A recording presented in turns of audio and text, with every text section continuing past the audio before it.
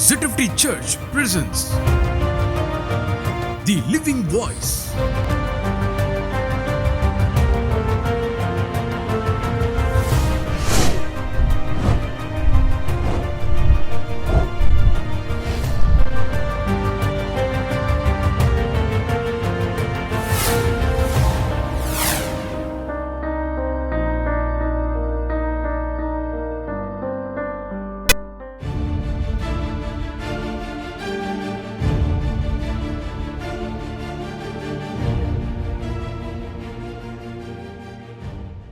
Dear friends, I greet you all in the precious name of our Lord and Savior Jesus Christ. Once again, it's such a joy to welcome you back to this broadcast on Living Voice. And I pray that God will speak to you this evening. We've been meditating on the rapture for quite a number of weeks now. And we've been looking at the second coming of Jesus Christ. We see the prophecies that Jesus himself spoke in Matthew 24 coming to pass in our times. Before these times, these signs that Christ spoke of about his coming again to the earth would happen one here and one there, and it would not be a very frequent occurrence. But right now, as we look at the stage of human history, we see all the signs that Jesus spoke about coming to pass together, and especially with the pandemic that has been taking over this world in the past couple of months, ever since 2020 began, I think we're beginning to see that the signs are becoming even more forceful and a sound that we can't ignore.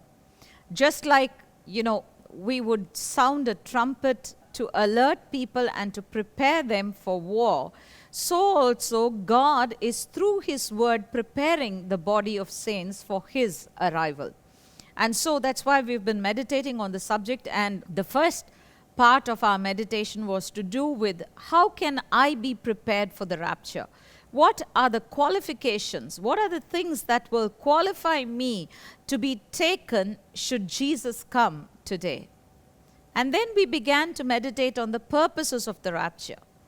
The reason we're meditating on the purposes of the rapture is so that we understand that this is the most important event to be part of. The reason we are meditating on these purposes is so that we understand that this is an event that we can't afford to miss in these times.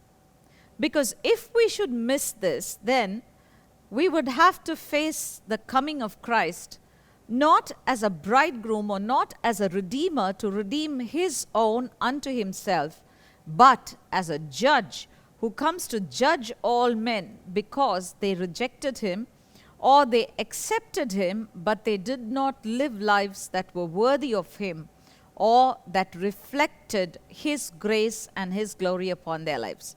So, my dear friends, I'm just going to remind you of the points that we've already discussed in our previous broadcasts, and then I'm going to go on to the next couple of points in this broadcast as well. So, why do we have to know about this rapture? What are the purposes of this rapture? Why should we be prepared for it? Number one, I said, because Jesus is coming to receive the saints to himself. And when he receives the saints to himself, there will no longer be any separation. We're not just going to feel the presence of God. We're not just going to believe or have the assurance that the presence of God is around us, but we're going to live in his presence, face to face, seeing him and being in his direct manifest presence. And then the second purpose of the rapture that I discussed with you was he may resurrect the dead in Christ and separate them from the wicked. Not only the dead in Christ, but also the living righteous will be separated out of this world, out of wickedness, out of everything that is unrighteous and evil, and they will be united to everything that is righteous and holy. And then we went on to the third purpose of the rapture, which was to take the saints up to heaven. And in this third purpose that we looked at, I gave you two more reasons within that. The reason God wants to take up the saints to heaven is one, to live in the New Jerusalem with him, And two, to receive the rewards for every deed that they have done in the flesh, whether good or bad. So, my dear friends, remember that Jesus is coming to receive you into heaven. But while there is the joy of living together with Him in the New Jerusalem, there is also the danger that we have to answer for every deed that we have done in this body. If it is good, we're going to rejoice because He's going to give us the rewards of every good deed that we have done. And I said when on that broadcast, when I discussed this point, that don't worry if you've been doing good to people and people haven't been appreciating you. Jesus is coming, and with Him is coming the reward of every deed that you did. You may have done good to people in secret, you will be rewarded openly. You may have done something that was helpful to people, but people did not appreciate it. God is going to bring the reward of your deed when Jesus comes. And so, we're going to receive the deeds, but there's the other part of it which says that for every deed, whether good or bad, we will receive the rewards. So remember that this is a judgment of rewards. Judgment begins in the house of the Lord, and God is going to reward us according to the deeds that we have done. And our deeds had better reflect the righteousness of Christ that has been imparted to us, because that is the garment that's going to adorn the bride of Christ. Unless we outwork the righteousness that has been imparted to us, we cannot stand pleasing in the sight of God. The fourth aspect, or the fourth purpose of the rapture that I discussed with you last time, was to change the bodies of the saints from mortality to immortality. And I said to you, it doesn't matter how rich you are, how beautiful you are, how educated you are, how wealthy you are. It doesn't matter that you own the best things in the world. It doesn't matter that you have a life of privilege. Whatever happens, you're still living this life in a body of mortality, of decay, of corruption. And every day, this body is moving towards destruction. But Christ is coming to redeem us out of this body of mortality, wherein we have to fight and overcome sin and sickness and disease and the works of the enemy, to transform us into a body of immortality that's just like His own. Just as He experienced the power of resurrection and was raised out of the dead, not only to immortality, but also to a life that was one of complete fulfillment and rest, so also we will be raised to a life of fulfillment in Christ and eternal rest in Him. Now let's go on to point number 5 this week, which I would like to put forward as to present the saints before God. What is the purpose of the rapture? It is not only to take the saints out of the world and take them up to heaven, but there is a very important appointment that you and I have. And that's an appointment that none of us can avoid. And that appointment is to stand before our God. Jude chapter 1 and verse 24, "Now unto Him that is able to guard you from stumbling, and to set you before the presence of His glory without blemish in exceeding joy." Now, we're to be set in the presence of God. We're going to stand before Him. But let me remind you that there is a precondition that God places to standing before Him. And that is, when we come to Him, when we want to stand in His presence, we must be blemishless. Remember, throughout the Old Testament, anything that was brought to God was a blemishless thing. No blemish in it. There was no fault in it. It was perfect. It was whole. It was complete. It was blemishless.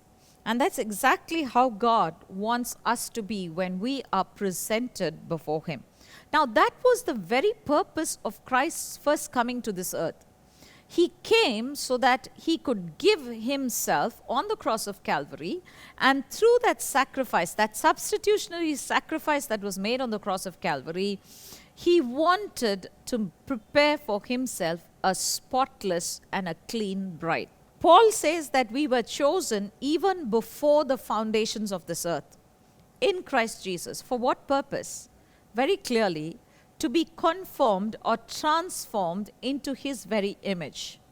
What is the image of Christ? The image of Christ is an image of perfectness. Remember, Christ came down to this world as a son of man. He also walked this earth as a son of man. You may say he was a son of God. Yes, he was a son of God. No one could change that fact. But when he came down to this earth, he cast off all his glory. There's one beautiful saying about Jesus coming to this earth, which a writer puts forward like this: he emptied himself of all but love. When he came down to this earth, he had completely given up all the glory that belonged to him, all that was given to him in heaven, all the position of privilege, honor, and glory that he had in heaven. He gave up to come down into this earth in the form of an ordinary man. And yet, when he lived on this earth, we know that his life was spotless, blemishless, clean, pure, holy, and pleasing to God. There was no one who could point a finger at Jesus and say, here is something that's wrong in Jesus' life. Or no one, even God the Father, could not look down and say, Son, I sent you into this earth to do my will, but you have not done my will. Because the constant word that Jesus kept repeating was this, that I have come not to do my own will, but to do the will of him who sent me. While he walked on this earth, he walked as a perfect human being. And God wants us to be transformed into the image of his Son. Maybe you say it's impossible to be perfect. I've already spoken about perfection in the qualifications, and I've said to you that we are vessels of clay, but when we allow God's grace and glory to fill our lives and to shine forth through the cracks, then we can, like Christ, be transformed into the image of perfection. Now, it's very important that we understand Christ is coming back for his bride, but he is also coming back for a bride that is blemishless or spotless. And it's this blemishless, spotless bride that he can present before God the Father. Ephesians chapter 5, verses 25 to 27 says, Husbands, love your wives even as Christ also loved the church and gave himself up for it, that he might sanctify it, having cleansed it by the washing of water with the word, that he might present the church to himself, a glorious church, not having spot or wrinkle or any such thing, but that it should be holy and without blemish. Now again, in this passage, Paul stresses the word without blemish, holy and without blemish. Of course, he also points out that Christ gave himself so that the church might be made holy and blemishless. The place of wholeness, completeness, maturity that we have in Christ Jesus is that place that we need to come into. My dear friends, if we are blemishless, we can be presented before the Father. But if we are not, remember that Christ cannot present us to the Father. And so, we must be transformed into his image to be able to be presented before the Father. How can we come into the image of the Son, which is complete and blemishless? The question before us today is just this: are we willing to commit ourselves to his agenda rather than to our own plans and purposes for our life? Because, my dear friends, holiness and perfectness in Christ, it's not just being free of sin or getting rid of sin or being able to overcome sin, but every act or every deed that you look at in the Bible has a negative as well as a positive part to it. The things that God asks of us always have a negative and a positive side to it. Now, holiness or being blemishless, on the one side is being without sin. So when we say without, that's the negative aspect. So without sin. But when you come to the positive side of that act that needs to be done, it says here that we need to commit ourselves to the will of God. When we commit ourselves to the will of God, see, it says so beautifully that Christ gave himself so that he might sanctify it, having cleansed it by the washing of water with the word, that he might present the church to himself, a glorious church, not having spot or wrinkle or any blemish. Now, what does it mean to be washed with the word? The word is Christ Jesus. He is the word made manifest in the flesh. And when he came in the flesh, he pointed us into this very unique and very important direction that said, "Not my will, but thine be done, Father." And in the same way, when we have our own agenda, we cannot be transformed into the image of Christ. But if we will say, "Not my will, but thine," if we are willing to give up our own agenda, our own plans and purposes for our lives, and we're willing to seek and to find what Christ has for us, then we are beginning to come into that place of perfection in him. Because no matter what, you can do all the good things in the world, you can do the best things in the world, but ultimately that place of being perfect, whole and complete in Christ Jesus comes only when you have crucified your own self-will to the cross of Calvary and committed yourself to that which God wants to see accomplished through you.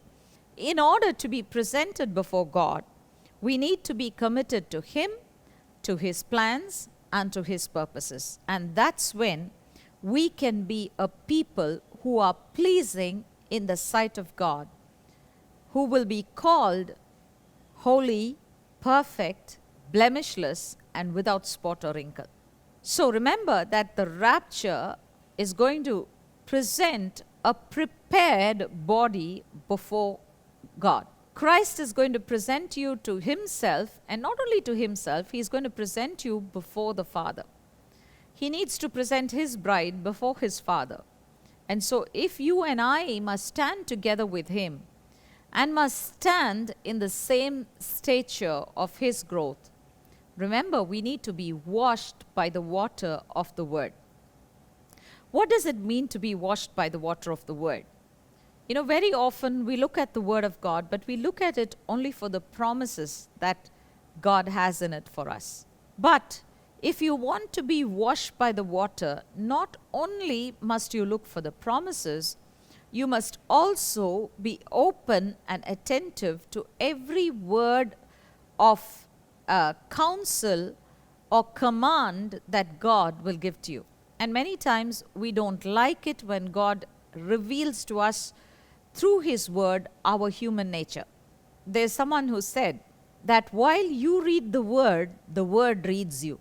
Yes, that's true. As we read the word of God in turn is revealing to us through the Spirit of God what is the condition or the nature of our inner man. And when we read that, very often we run away from it. We don't want to accept that that is our condition. You see, the word is very accurate. Doesn't matter who you are, what you are, or where you are. The word of God is able to speak to you and to show you exactly in which condition or which place you are at in your life. And therefore, when God speaks to you through his word and shows you the places where transformation needs to come into your life, you must humbly be able to commit yourself to him and say, "Yes, Lord, I am at that place where I'm not walking perfect before you. But here I am. I commit myself to you. I commit myself to the word that you have spoken to me. Father, cleanse me and make me whole, make me perfect." Because when you have become perfect, that's when God can bring you before his throne to stand before him. Jesus is going to present you before the throne of the Father. Now, we come to the sixth purpose of the rapture, which is to make the saints whole in body, soul, and spirit. Now, 1 Thessalonians chapter 5 and verse 23 says, "And the God of peace himself sanctify you wholly, and may your spirit, soul, and body be preserved entire without blame at the coming of our Lord Jesus Christ." Now, what does that mean? Are we already perfect? No. We are walking in the process of perfection. And do you think that you will achieve perfection on this earth? I don't have an answer to that, but I think that the answer is no. There is no perfect human being. But what God calls us to is to walk on a pathway of perfection. Every day we are transformed more and more into the image of Christ. A little more than I was yesterday. And when it comes to tomorrow, a little more than I am today. That's how we keep moving in this process of transformation. And as we walk in that process of transformation, there's one thing that we know, that when we finish our race on this earth, it is up to God to complete the process of transformation. He will make us perfect and conformed to the image of His Son as we keep persevering and walking this pathway of perfection and holiness in Him. Now, it's not us, but it's also the entire creation that is waiting for this event. Now, it says here, perfect, preserved entire, and blameless in body, soul, and spirit. Romans 8:19 and 20 says, for the earnest expectation of the creation waits for the revealing of the sons of God. For the creation was subject to vanity, not of its own will, but by reason of Him who subjected it in hope. When we come to fullness in God, when we have been made perfect, then it's also the entire creation together with us, which is going to be redeemed from that place of bondage into which it has been put because of the sin of Adam. And not only Adam, but every one of his descendants continued to walk in sin. And as they walk in sin, they remind the creation of the bondage that it has been put in. However, God has promised us that when He comes, He's going to redeem not just us, not just our body, soul, and spirit, and transform it, but He's also going to redeem creation from the bondage that it was subjected to. And very clearly says that creation was subjected not because of its own will, but by the reason of Him who subjected it. So, just imagine how much is dependent on us. If all of the created beings around us, whether it's the animals or whether it's the trees or the sky or the clouds or whatever created thing that is around us, if they were to have the capacity to speak, they would look at us and actually chide us for not preparing for the coming of the Lord Jesus Christ, or not being eagerly in anticipation of that coming. Because it's so important for them that we are redeemed from this earth.